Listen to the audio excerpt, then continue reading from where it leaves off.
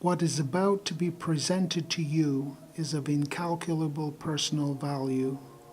Note it is presented. Think of it as a present, as a gift, like your life. It is generally accepted that the testimony of two witnesses is believable. In the area of religion and prophecy, extra care must be exercised, because both call into question the very basis of our knowing. How can we know? How can we be sure? How can we authenticate what is said? What you're about to see deals with the experiences of two people separated by more than 700 years. These are Sister Lucia of Fatima, Portugal, who lived in the 20th century, and Saint Malachy of Armagh in Ireland, who lived in the 12th century. Both were exceptionally holy people, and both therefore had the confidence of God. The events that took place in Fatima, Portugal towards the end of World War I were widely reported in the media and even got mentioned in the New York Times. The famous miracle of the sun was witnessed by more than 30,000 people. The crowds that gathered that day in October 1917 came from all over Portugal, from various European countries and the United States. 3 months earlier, the so-called visionaries of Fatima, 3 young children, had promised a sign on October 13th. The sign was promised by the Madonna in order to help a doubting public believe in the authenticity of the visions and messages she had given the world through them. It had been raining heavily that day since before dawn, and many of those who came not to see a sign, but to prove to themselves that these uneducated peasant children were suffering from delusions or hallucinations or both. However, when the sun broke through the clouds and appeared to fall towards the earth, sending out colors in different directions, leaping from side to side and swirling in the sky, people were transfixed. Everyone looked towards the heavens. After the events that lasted between 10 and 15 minutes, everyone's clothes were completely dry and the ground too. From a scientific point of view, the important point to receive from this is that everyone present witnessed the same event. Even people on nearby hills up to 15 miles away saw the same event. This scientifically inexplicable miracle of the sun took place for all to see.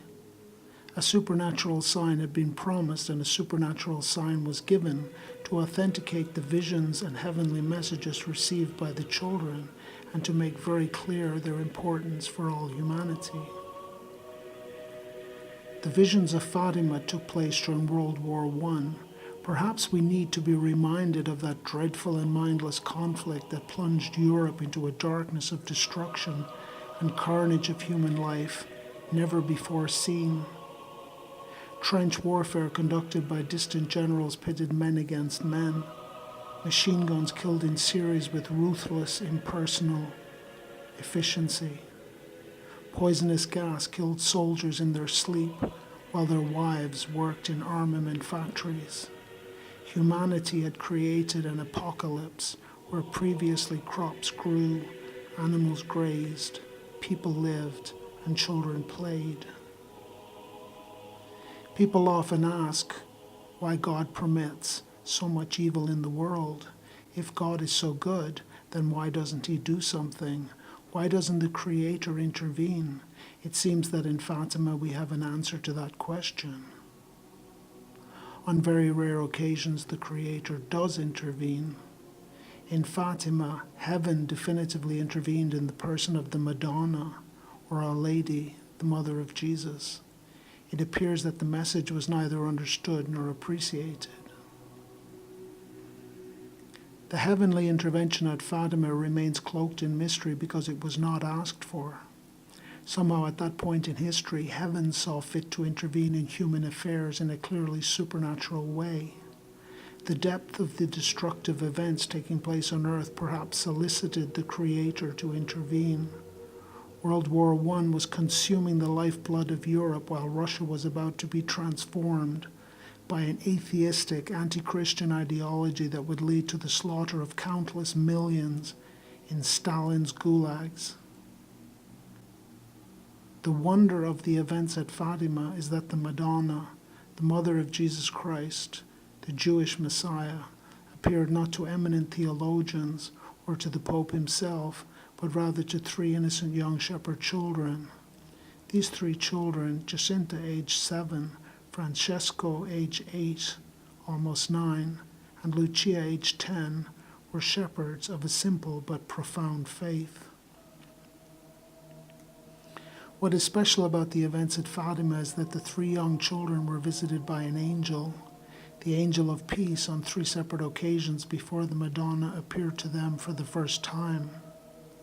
They were spiritually prepared for the apparitions that changed the course of their young lives, and their eternal destinies too, because they are all now in heaven.